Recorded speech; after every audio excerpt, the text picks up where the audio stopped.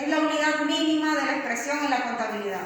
Ella nos va a servir para cumplir con el proceso de registro y clasificación en el proceso que ya vimos, ¿verdad? Que explicamos que había que identificar, registrar, clasificar, resumir. La cuenta la vamos a utilizar para registrar, pero primero, antes de registrar, tengo que cumplir con un proceso que es la clasificación. ¿Okay? Cuando a mí se me presenta una transacción financiera en la empresa, yo lo primero que tengo que pensar es en qué cuenta se va a ubicar esa transacción que se dio en la empresa. Las cuentas se van a dividir en 4 grupos principales. Esto podemos decir entonces que son los grupos. Hay 4 grupos de cuentas. Tenemos las cuentas reales, las cuentas nominales, complementarias y de orden. ¿Qué son las cuentas reales? Son aquellas que me van a permitir conocer la situación financiera de la empresa.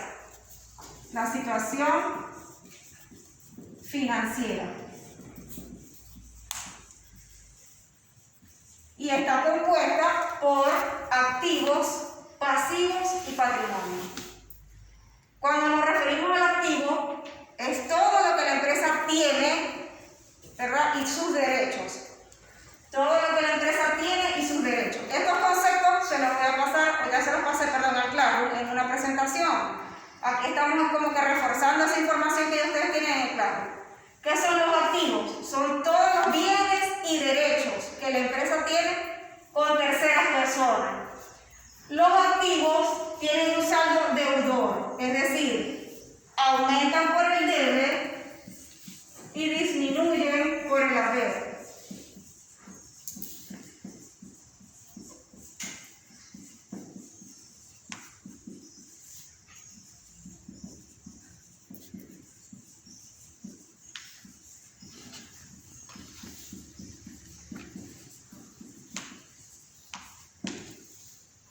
Las cuentas reales también están formadas por el pasivo y el patrimonio. Estas cuentas, pasivo y patrimonio, es todo lo que la empresa debe. ¿Okay? Ya nosotros dijimos que los activos es lo que la empresa tiene. El pasivo y el patrimonio es lo que la empresa debe. ¿A quién se lo debe? Eso es lo que me va a decir si es pasivo o patrimonio. La persona a que la empresa le debe. Si la empresa le debe a los empleados, si la empresa le debe al banco, si la empresa le debe a los proveedores, eso se llama pasivos. ¿Ok? Pero si la empresa le debe a los socios, eso se llama patrimonio. Cuando la empresa se constituye, pasa a ser una persona jurídica diferente a la persona que la constituye. ¿Ok? Pedro Pérez y Marco se unen a hacer una empresa. Ellos cuando se unen a hacer la empresa pasa a ser esto una personalidad jurídica diferente. Es decir, la empresa le va a deber a esos socios el dinero que ellos están aportando, los bienes que ellos están aportando a la empresa, y eso se llama patrimonio. O sea, en los activos lo importante es conocer qué tiene la empresa.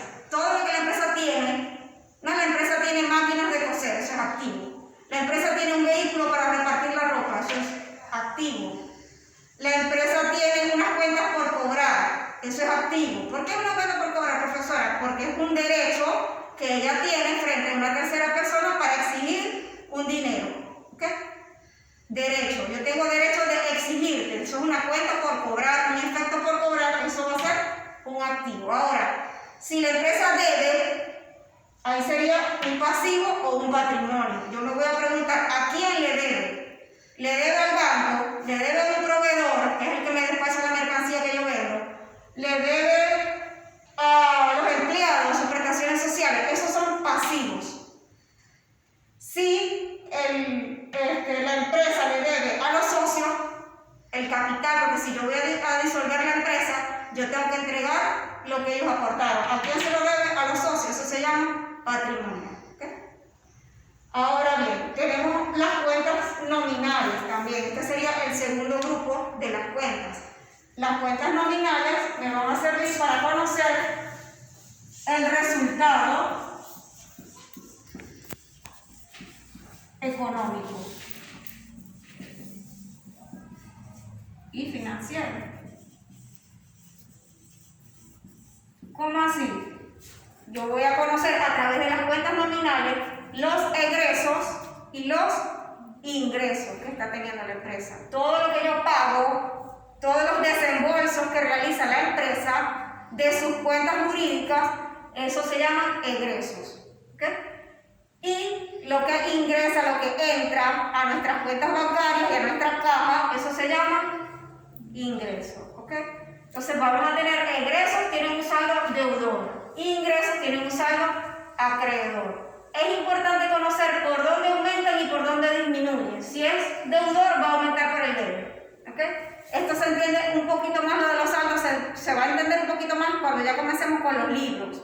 ¿Okay? Que ya vamos a hacer las anotaciones y vamos a decir, bueno, si aumenta por el debe, lo anotamos por el debe. Si está disminuyendo, lo anotamos por el haber. ¿Okay? Ahí nosotros vamos a empezar a comprender un poquito mejor lo de los saldos. Pero lo que sí es importante es que nosotros vamos aprendiendo cómo están compuestas las cuentas reales, cómo están compuestas las cuentas nominales, o sea, qué va en cada uno de los grupos. Ya lo de los saldos sí lo podemos ir viendo un poquito más adelante. ¿Okay? Las cuentas complementarias son aquellas que le dan un valor real a otra cuenta. Me van a permitir darle el valor real que tiene una cuenta en un momento determinado. ¿Okay?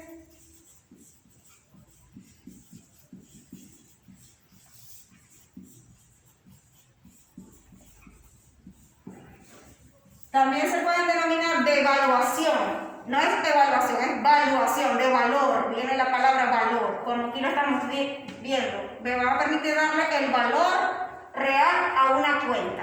El ejemplo más como sencillo de explicar en este momento, que no hemos entrado en materia, es, por ejemplo, si yo tengo un activo, estamos hablando ahorita de una máquina de coser. Yo tengo una máquina de coser. Esa máquina de coser, cuando yo la compré, me costó, supongamos, 300.000 bolívares.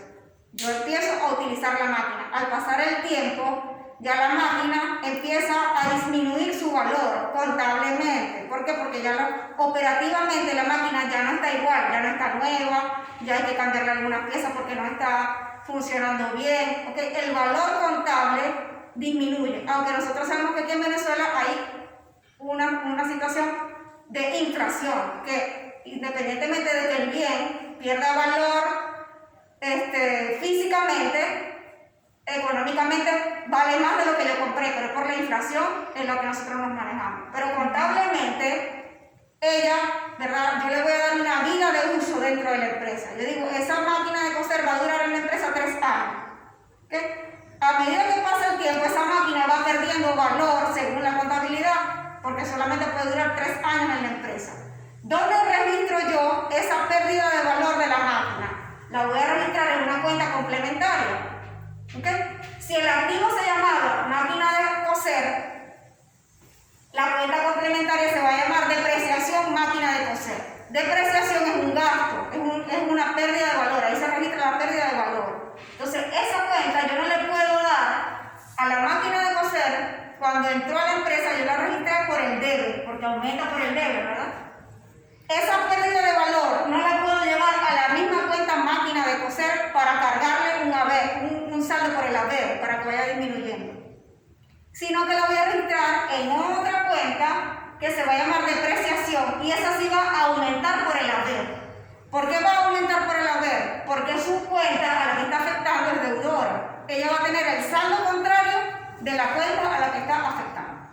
¿Okay? Otro ejemplo que podemos dar de cuenta complementaria, por si acaso no me entendieron eso. Cuando nosotros vendemos, ¿verdad? Ahí registramos un ingreso. Pero ¿qué pasa si me hacen una devolución de lo que yo vendí? Ya yo registré un ingreso, ese tiene saldo acreedor. Cuando me hacen la devolución de la mercancía, porque la persona no quedó conforme, X, ¿verdad?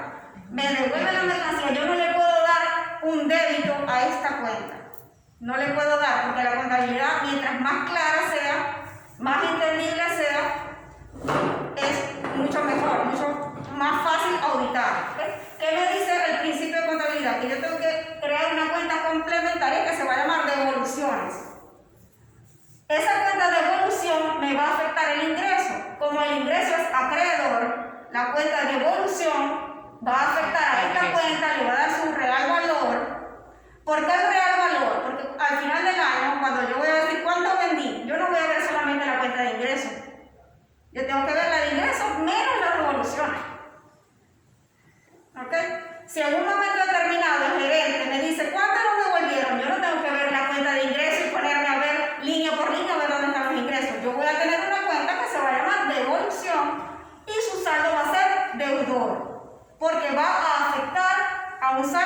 acreedor, como para restarlo, ¿ok?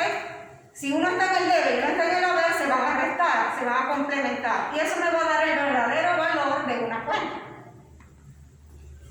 Bien, también tenemos las cuentas de orden. Estas cuentas tienen tanto saldo deudor como saldo acreedor. ¿Por qué? Porque estas cuentas son informativas.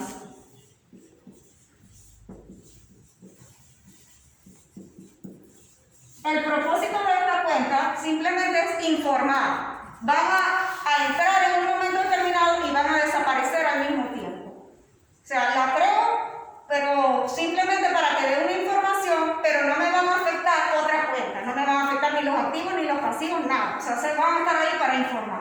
Un ejemplo de esta cuenta sería, por ejemplo, si yo compro una mercancía en otro país, ya yo hice el desembolso de ese dinero, ya yo generé una salida de dinero, pero la mercancía no me ha llegado. ¿Cómo puedo yo informar? Si yo todavía no tengo esa mercancía en el almacén, no la puedo registrar como un activo. ¿Qué tiene la empresa? ¿La empresa tiene la mercancía? No, en ese momento no la tiene, no ha entrado al almacén, no la puedo registrar como un activo. La voy a registrar momentáneamente en una cuenta de orden que se va a llamar mercancía en tránsito. Y va a tener otra cuenta que se va a llamar mercancía en tránsito per contra. O sea, voy a tener una en el debe y una en el haber, eso se va a hacer 0. Mercancía en tránsito por el debe, 500. Mercancía en tránsito per contra, 500 por el haber. Si yo pongo 500 por el debe, 500 por el haber, eso se hace 0. O sea, quiere decir que no me está afectando ni la situación financiera, ni el resultado económico, ni a ninguna otra cuenta. Simplemente yo estoy dando una información de que yo tengo una mercancía que viene en tránsito por un valor de tanta cantidad. ¿Okay? Entonces, estas cuentas son informativas. Otro ejemplo de estas cuentas sería cuando hay un proceso jurídico, o sea, renunció un empleado, pero el empleado no me quiere aceptar las prestaciones sociales porque él no está de acuerdo con esas prestaciones sociales. Va a ir a un proceso jurídico, etc. Eso se registra en las cuentas informativas. O sea, por decir algo, Pedro Pérez liquidación y Pedro Pérez liquidación per contra. El monto, eso no ha salido, pero yo tengo esa obligación con el empleado. ¿Okay? Esta sería la clasificación, la parte más general que se puede explicar ya que tenemos poco tiempo, pero esto nosotros tenemos que traducirlo en cuáles son las cuentas que están en los activos, cuáles son las cuentas que están en los pasivos en el patrimonio. ¿Okay? ¿Qué cuentas componen cada uno de ellos? Eso tienen que investigarlo, obviamente, eso es muy amplio. Hay miles de cuentas que se pueden llamar mesa, silla, equipos de oficina, computadoras, todo eso es activo. Entonces yo me tengo que ocupar de investigar qué cuentas van a ir dentro del activo, qué cuentas van a ir dentro del pasivo. Esto no se estudia de memoria. Las cuentas, el nombre de las cuentas no se aprende de memoria, sino que yo tengo que saber qué es un activo. Para que en el momento que a mí se me presente una transacción en la empresa, yo pueda identificar si es un activo, si es un pasivo. ¿Entienden lo que quiero decir? No van a aprender, sino equipo de oficina es activo.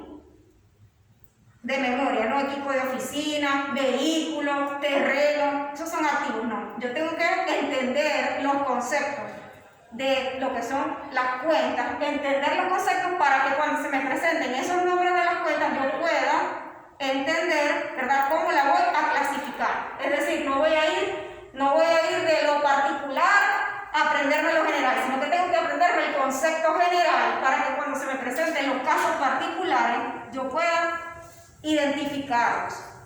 ¿Okay? No tiene ninguna gracia aprenderme de memoria cuáles son los nombres de la cuenta y a qué grupo pertenecen. Yo tengo que aprenderme los conceptos, lo que acabo de explicar aquí, qué es cada uno de ellos, para luego identificar cuando se me presenten las cuentas. ¿Okay? Porque la evaluación va a tratar de eso. Yo voy a dar un listado de cuentas y ustedes, por este caso, ustedes van a tener un listado de cuentas X que yo voy a colocar en la evaluación y ustedes van a decir a qué grupo pertenecen. Si es activo o pasivo, por ejemplo, ustedes colocan cuentas reales, activo y su saldo es deudor. ¿Okay? No, esa es una cuenta nominal porque es un egreso. ¿Okay? Pero porque ustedes van a ir analizando. Si yo coloco la cuenta caja, todo lo que la empresa tiene, si la empresa tiene efectivo en caja es un activo.